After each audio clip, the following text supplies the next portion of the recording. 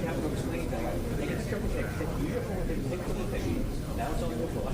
They play for that. But she's so pure front. Yeah. Yes, hi. I got the first one. I got the other picture.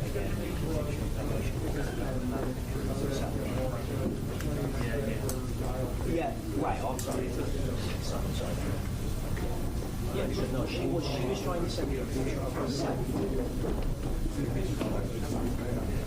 Hey, nobody can see the one I want.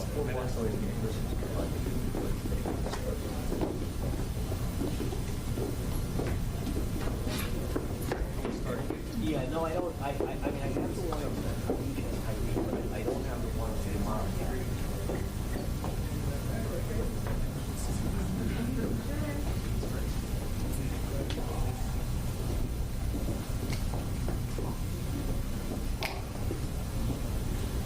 Yeah. You want to try it again?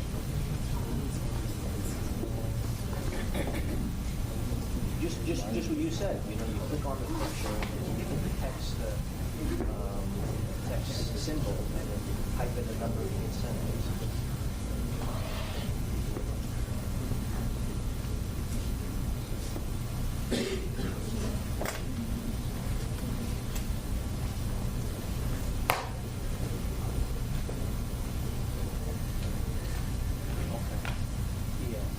Okay, but the wrong picture came through, so maybe you just click on the wrong picture, maybe it's something like that.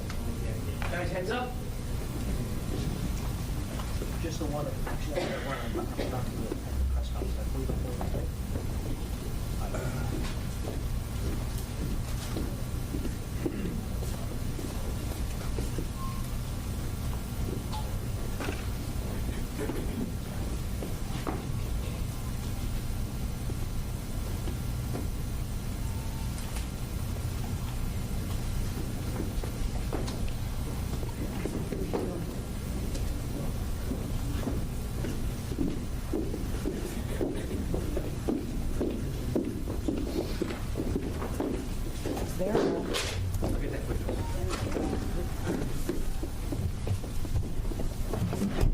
Thank you very much.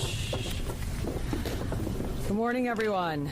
In Midtown Manhattan early this morning, 50-year-old Brian Thompson, the CEO of UnitedHealthcare, was shot and killed in what appears, at this early stage of our investigation, to be a brazen, targeted attack. This does not appear to be a random act of violence.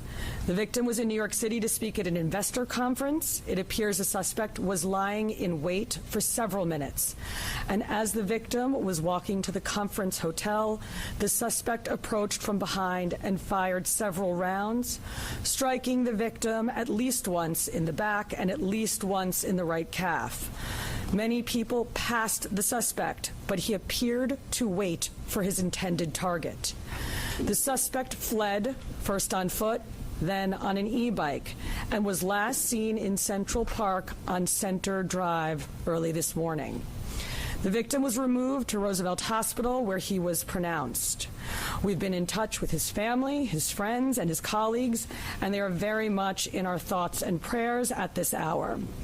The full investigative efforts of the New York City Police Department are well underway, and we will not rest until we identify and apprehend the shooter in this case. The women and men of the NYPD take enormous pride in the work that they do each day and each night to drive down crime and violence in our city. Right now, we are asking the public for your help. If you have any information about this case, call Crime Stoppers at 800-577-TIPS. We have increased the reward in this case to $10,000. I want to be clear. At this time, every indication is that this was a premeditated, pre-planned, targeted attack. Millions of people will be enjoying the tree lighting tonight, among other holiday events, and the NYPD will be out there with them, keeping them safe. For some preliminary details about today's tragic incident, I pass it over to our Chief of Detectives, Chief Joe Kenny. Thank you, Commissioner.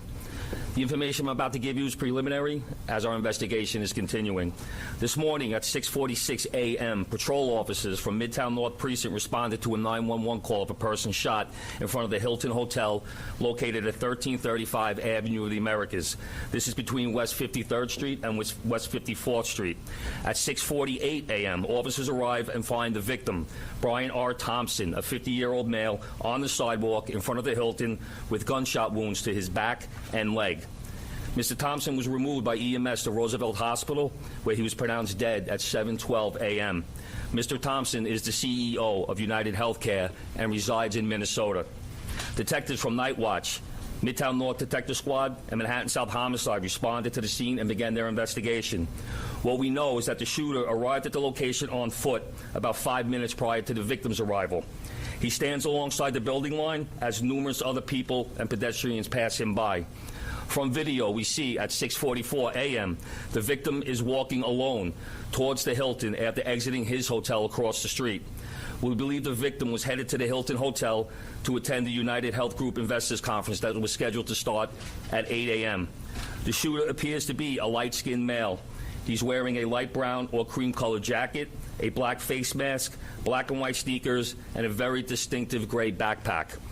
The shooter steps onto the sidewalk from behind the car. He ignores numerous other pedestrians, approaches the victim from behind, and shoots him in the back. The shooter then walks toward the victim and continues to shoot. It appears that the gun malfunctions as he clears the jam and begins to fire again. The shooter then flees on foot northbound into an alleyway between 54th Street and 55th Street.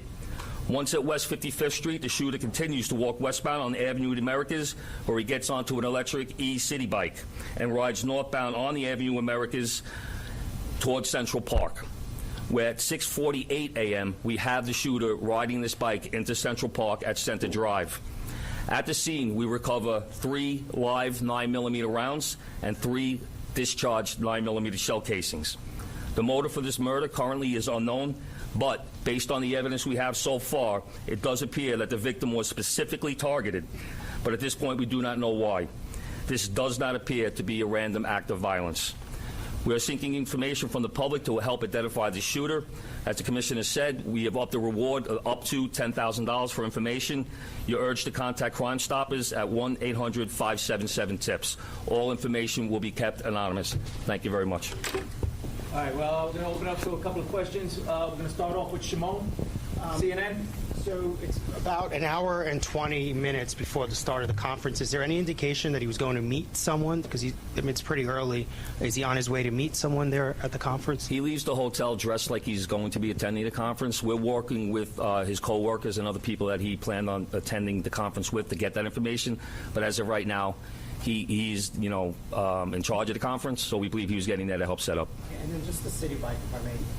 Do we know where that city bike is now? Does he dock it, or does he keep riding it? We're still tracking video. The last we see with him on that bike is in Central Park. Is there a way to track that bike? There are GPSs on those bikes. We'll be working with the company. All right, we're going to move over. We're going to go NJ Berkeley. Thank you. Chief, were any words exchanged? If so, what were the words? I'm told a cell phone was recovered in an alleyway on his escape route. Does that appear to be connected to the cell phone? We're working through that cell phone. Obviously, we'll be processing it forensically. And as far as words being exchanged, we do not have audio of the incident. We only have the regular video. But nothing from witnesses? Nothing. Well, there was one witness standing right next to the victim when he was shot. We're still trying to identify that victim. Excuse me, that witness. We're going to go over to Aaron Katursky. Thank you. Chief, was he checked into the hotel across the street alone? Was he in the city alone? Was he accompanied by anybody? Did he have any known enemies or anyone that you've been able to find so far? Like I said, we're reaching out to law enforcement in Minnesota, and we're also interviewing his co-workers and family members to see if there have been any specific threats against him in the past. As far as who was he in the hotel with, we're doing a search warrant in his hotel room right now. That might lead us, give us some more information.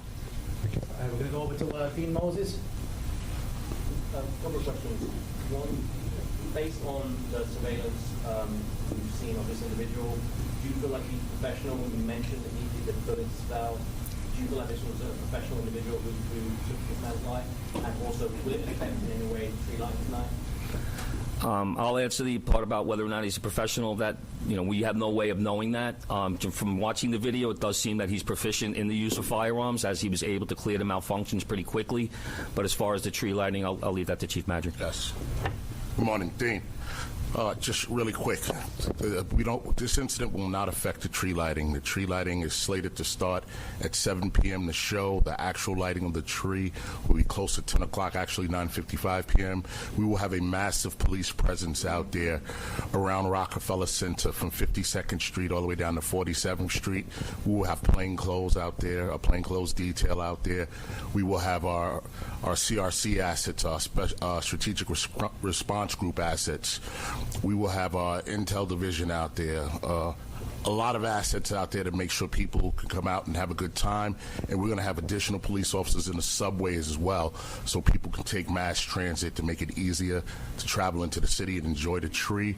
This is a terrible event, but we're going to go on, and people are going to enjoy the tree lighting tonight. All right, we're going to move on to Marsha Kramer.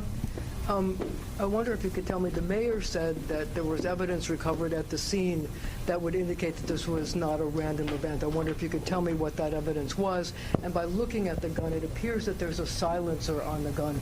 Was there a silencer on the gun? And does this indicate not only that it was premeditated, but this is somebody who knew his way around guns and might have been a professional? Once again, we won't know that until we complete our investigation and identify the shooter or recover that firearm. You see a glimpse of the gun in video, so we're not able to make a determination on whether or not a silencer was used on that quick glimpse of video. Is that a silencer? We can't tell from that little glimpse of video. I'm not going to commit to saying that at this time. That would be part of our investigation. And what evidence did you There's a cell phone recovered in the alleyway, and once again, we will process that forensically and see if it comes back to this shooting. So you don't think that the cell phone was part of Brian Thompson's, was on? Once again, this investigation is less than 5 hours old. That will be part of our investigation. All right, we're going to move on to Joe Marino, New York Post. Chief, do we know when Thompson arrived in New York City? My understanding is he was staying close by the Hilton, but not at the Hilton. And has anything in the reverse video cameras indicated that these two individuals crossed paths at all? As of right now, based on the current video that we do have, it doesn't appear that they crossed paths, and he arrived in New York on Monday. All right, we're going to take 2 or 3 more. We're going to go Rocco, Daily News. Chief, did he typically travel with a security detail? And even though it's early, is there anything to indicate that there had been issues with, let's say, a patient who was denied coverage, either back in Minnesota or more recently, someone who lives here? From speaking to other employees that traveled with him to New York, it doesn't seem that he had a security detail. He left the hotel by himself. Was walking, didn't seem like he had any issues at all. So I don't think he did not have a security detail. And as far as denied coverage, I know that's typically an issue with these major companies. Any reason to believe he had been the subject of a threat? Once again, we're looking at everything. We're looking at his social media. We are interviewing employees. We are interviewing family members. We will be speaking to law enforcement in Minnesota. We're going to do 2 more before we wrap up. Shayna? Oh, sorry. I was just going to ask if any cursory look at any social media, whether it's the company, whether it's his personal social media, his family's, is there anything obvious that sticks out at this early stage in the investigation? We have not uncovered anything at this time. The investigation is still too early.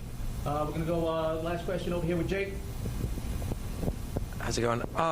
With the suspect still at large, last seen in Central Park, are you urging New Yorkers to avoid the park?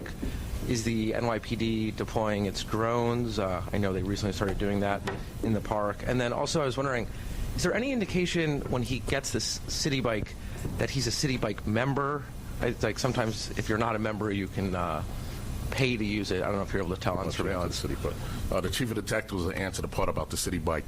But in terms of we're encouraging New Yorkers to go about their daily lives and their daily business, but to be alert. We put the picture out. You're putting the picture out. We want people to take a look. If they see anything suspicious, if they hear anything suspicious, we ask them to call 911 and reach out to our detectives.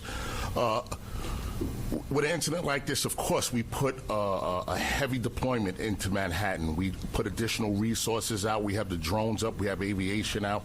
We have K-9 out. When an incident like this happens, we don't spare any expense. We put all of our resources out there to support the Chief of Detectives' mission and to keep New Yorkers safe. So we will have a massive presence out there around the tree lighting, but throughout Manhattan as well until more information develops and we're able to support the Chief of Detectives and what he needs to make a quick arrest. As far as where he got the city bike, we're still working that through. Like I said, we're pulling video from numerous locations, numerous sources, and we have him on our timeline walking, and what we're very fortunate is he has that very distinctive gray backpack on. So we see him in one video clip walking, and then another source of video, him riding that bike. So we don't have video or witness confirmation on how he obtained that bike. Can I just ask you on the cell phone? Do we know if it's related to this, or it's just right now what you're saying is a cell phone?